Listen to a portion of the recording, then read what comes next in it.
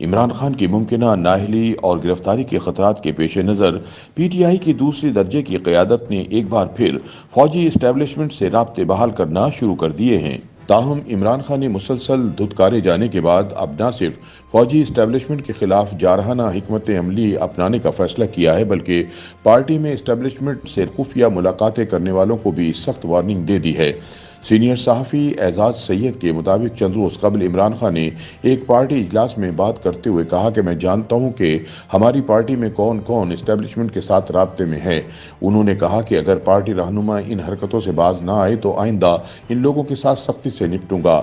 اعزاز سید نے مزید بتایا کہ اس موقع پر سابق وزیر اعلیٰ خیبر پختونخوا اٹھ کر کہیں جانے لگے تو ہنس کر عمران خان سے پوچھا کہ آپ کہیں میری بات تو نہیں کر رہے، جس پر عمران خان نے جواب دیا کہ تمہاری بات نہیں کر رہا، تم تو مجھے بتا کر ملتے ہو۔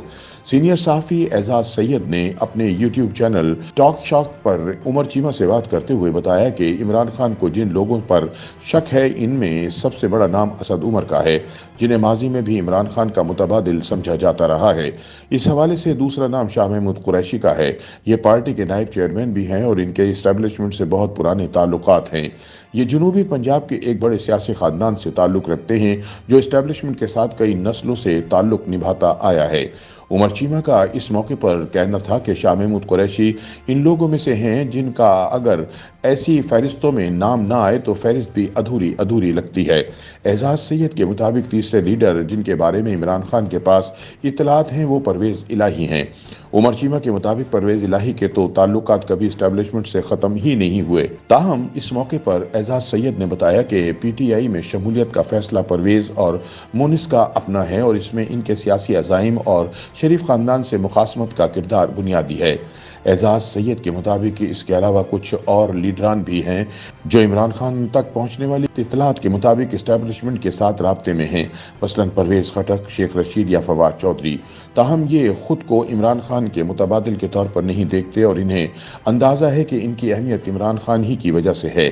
فیصل واوڈا اور پرویز خٹک ان لیڈرز میں سے ہیں جن کے اسٹیبلشمنٹ کے ساتھ یقینی طور پر تعلقات ہیں لیکن یہ دل سے چاہتے ہیں کہ عمران خان اور اسٹیبلشمنٹ کے درمیان معاملات ٹھیک ہو جائیں۔ اعزاز سید کے مطابق مگر جن لوگوں کے اس سے قبل نام لیے گئے یہ سنجیدگی سے عمران خان کا متبادل خود کو سمجھتے ہیں اور اپنے تعلقات کی بنیاد پر انہیں امید ہے کہ کبھی نہ کبھی ان کا موقع بھی آ سکتا ہے۔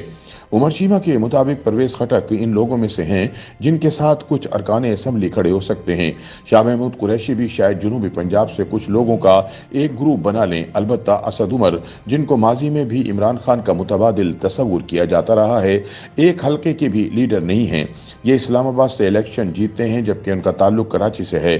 ان کا اپنا کوئی حلقہ نہیں ہے اور یہ مکمل طور پر عمران خان کی خوشنودی اور پی ٹی آئی کے ٹکٹ کی مرہون منت ہیں، خود کو ایک لیڈر کہلوا سکتے ہیں۔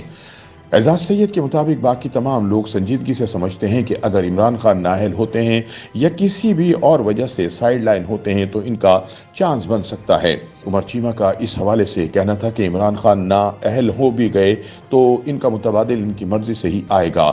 جس طرح ماضی میں نواز شریف نااہل ہوئے تو شاہد خاقان عباسی اسٹیبلشمنٹ کے فیورٹ نہیں تھے۔ نواز شریف نے جس کو چاہا اسی کو وزیر اعظم بنایا۔ کوئی بھی شخص یا ادارہ مکمل طور پر خود مختار نہیں ہوتا۔ اسٹیبلشمنٹ بھی واقعی اتنی طاقتور ہوتی تو سیاسی جماعتوں کے سہارے کیوں تلاش کرتی۔ یوٹیوب پر گوگلی نیوز دیکھنے کے لیے youtube.com کی سرچ بار میں googly news T V type کریں۔ گوگلی نیوز کے پیج پر سرخ رنگ کے سبسکرپشن والے بٹن پر کلک کرنا نہ بھولیے۔ یوٹیوب پیج پر اپلوڈ ہونے والی ویڈیوز سے باخبر رہنے کے لیے بیل آئیکن پر کلک کیجیے۔ آپ کو ہر نئی ویڈیو کے بارے میں نوٹیفیکیشن موصول ہو جائے گا۔